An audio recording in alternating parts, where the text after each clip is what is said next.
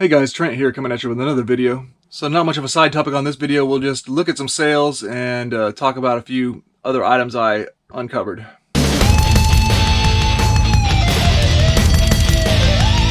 So if you're new to my channel, welcome in. My name is Trent. I'm a part-time reseller on eBay. I do it for fun and profit, and I take you along for the journey, so please hit that subscribe button for more great videos in the future. I got things back more organized here, so I guess I'll give you a quick tour of what I'm going to be working on here for my eBay business. So what you guys don't see is I have, my inventory of all those medias. I went out and reorganized all those too, and then I pulled all the ones that are the more frequent sellers, like that Screaming Brain that's been selling. I pulled all the rest of those that I have right now to where I have them here available, as well as the Beeve, Leave It to Beaver. So just in case, I ship them out.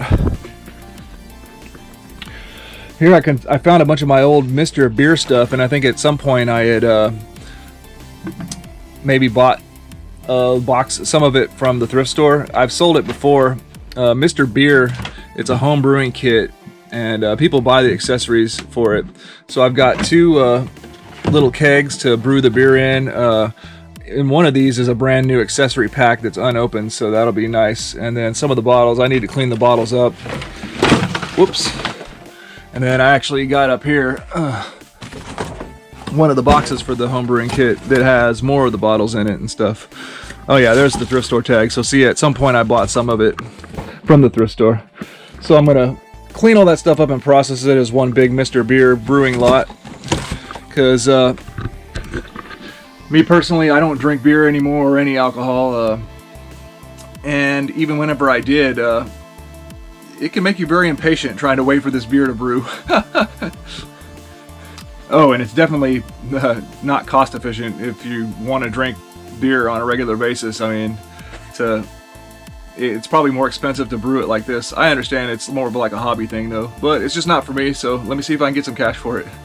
Then moving on, look at the toys again, yay. But I got the Nintendo, or the video game area. I got all those controllers nicely sorted out here. Some pretty good ones in there. Some interesting old school aftermarket controllers, like some Super Nintendo controllers. I gotta look up and see if collectors are looking for those.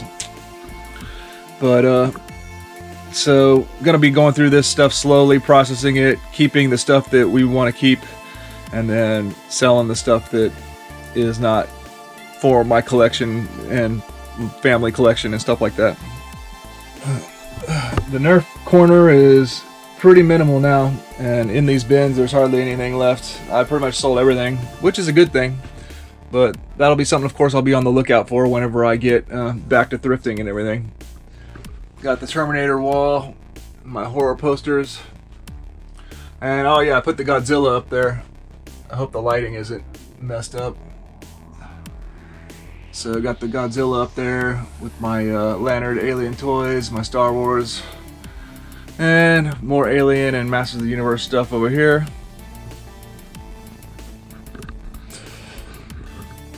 Then over in this part where I, list items for sale or take photographs. One of the other items that I uncovered from my storage was this. It was actually, there was a Nintendo in it. It was a really nice clean Nintendo. It's this one. So this is going to be a keeper. My wife wants to put together a collection of all the systems, for at least the more common systems like Nintendo, Super Nintendo, Sega Genesis, Sega Dreamcast. She already wants this Dreamcast as well. GameCube. And did I leave anything out? Maybe the original PlayStation, to let her kids enjoy it if they want to. And then I'll have my own setups as well, keeping the more exotic stuff, like this stuff here. Sega Master System. I gotta clean this stuff up, and I got two Sega Saturns. Hopefully I can get one working unit out of that. Then there's of course more consoles down there. Oh, but anyways, back to this Travel Master Southern case. This is a specific case made for storing an original NES. and it's pretty uncommon. There's one other seller that has it on eBay, but they have a boxed one, not never opened, but it has the original box. They're trying to sell it for $600. So let me show you this real quick with the console. So yeah, the console sits right here, and then there's these two little brackets for supposed to be where controllers go. One first and second player controllers, and I guess the back in the day, you know, your AV cables would go here, and then right here would be where the zapper goes, and underneath all of that, I guess it says you could fit up to 3 games, so 1, 2, 3 games somewhere along this bottom trench. Oh, and I think the AC adapter would be somewhere right here. This thing is a nice case as far as the condition of it and everything. It's cool, but I think I want to try to put it for sale. I'll put a pretty high price on it though. I ain't giving this up for cheap, no way, you know. It's just too uncommon. Yeah, but Travel Master Southern case, and this model again is made specifically for the NES. There was a $24.99 thrift store price tag on it whenever I uncovered it the other day. And it had a NES in it. It had, like I said, this NES, and it had this controller, this turbo controller, and a couple other cords. And then the other thing I uncovered were these 2 bins, and I'll give you a quick look at these real quick. Okay, here's bin number 1. It's got a bunch of Sega Genesises in it. Here's a Sega Genesis Model 3. Nintendo 64s, about 3 of them. A couple original PlayStations, about 3 or 4 of them. Actually 5 Nintendo 64s. And I think a Super Nintendo at the very bottom. So that was a nice bin to find. And the other bin's got 4 original NES consoles in it of varying condition, and 2 Atari 2600 consoles. So I'm glad I went back and found that stuff too, especially this Travel Master case.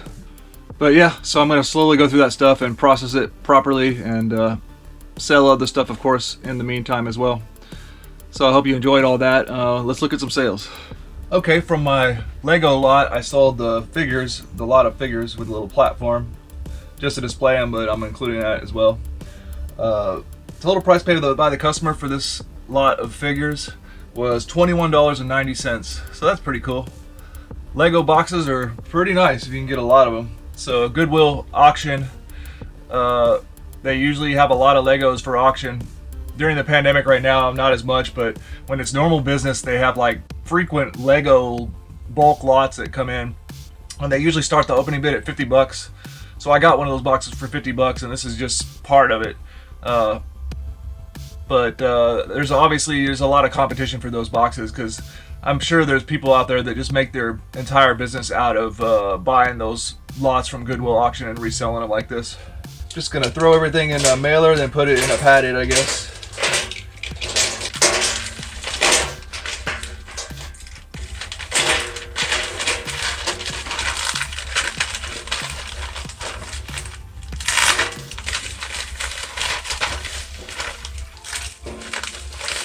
Alright, nice 4-ounce shipment. Sold another one of my Screaming Brains. Since I ended this listing and relisted it, moved the price around, it started selling quite often. Total price paid by the customer, $5.24. I just throw these in regular mailers. And then I sold another one of those same Panasonic charge cradles for the phones, PNLC 1050YA. These ones are selling pretty quickly, selling out. And again, for single charge bases like this, I just put them in a pattern, call it a day.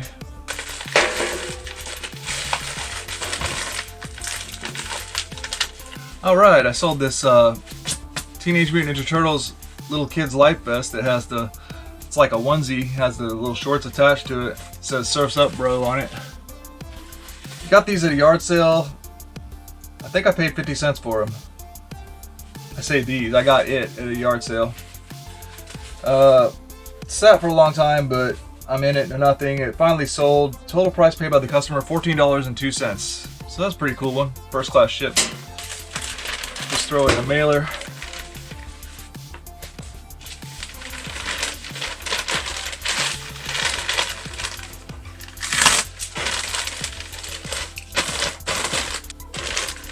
Six ounces. Alright, one of my toy auctions sold, the little Red Ranger vintage toy. I've been spinning it on auction for quite a while. Some weird one that has some kind of mechanism in the back. I don't even understand how it works. The legs are all like loose and do some kind of acrobatic function. So hopefully, I'm assuming the person that bought it needed it for some complete something, maybe. But it's a pretty nice condition little toy. Total price paid by the customer, $7.32. It is a vintage toy, but I think I'm just going to do a double wrap on a bubble wrap. Pretty low price item, so hopefully that should be sufficient. And of course that's just going to be a 4-ounce first class shipment. Okay, one of the items from my video game stuff was the Virtual Boy controller. Unfortunately, it looks like a mouse chewed on it. So if this were in not chewed up cord condition, this Virtual Boy controller would sell for easily for around 50 bucks. But since it had a damaged cord, I went ahead and listed it for cheaper, and somebody sent me an offer. I took a best offer. Total price paid by the customer, $22.79 for a chewed up cord Virtual Boy controller. So I'll just use an 8x6x4 inch box. Just cushion it with the bag.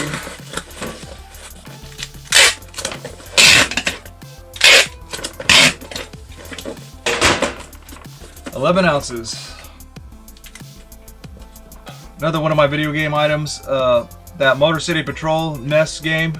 You know, I'm keeping the game for my collection. The box, I don't really collect boxes, and this one was kind of beat up shape.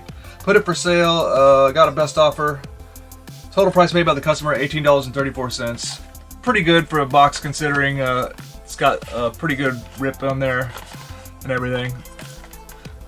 I think it's a fair price. So I'm going to ship the box in a box. Actually, I'm going to put it in a mailer too, and then in a box. Because it is a vintage Nintendo original NES item. So.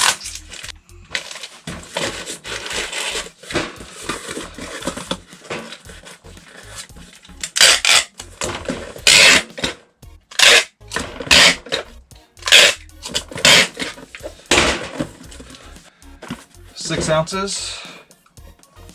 Okay, then I sold that computer game that I recently showed you, a little stack of computer games. This was the best one, and it sold. Best offer again, but not bad. It's the Lord of the Rings Battle for Middle-earth. Looked to be nice and complete and everything. Total price paid by the customer for this one, $38.57. And we're shipping another box in a box.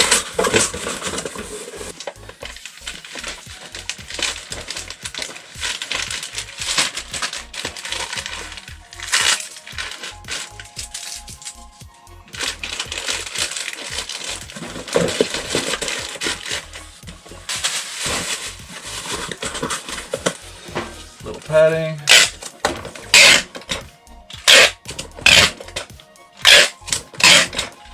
$15.9 ounces. Sounds good to me.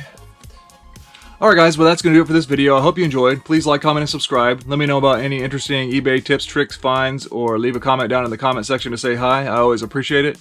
And have a good day, everybody.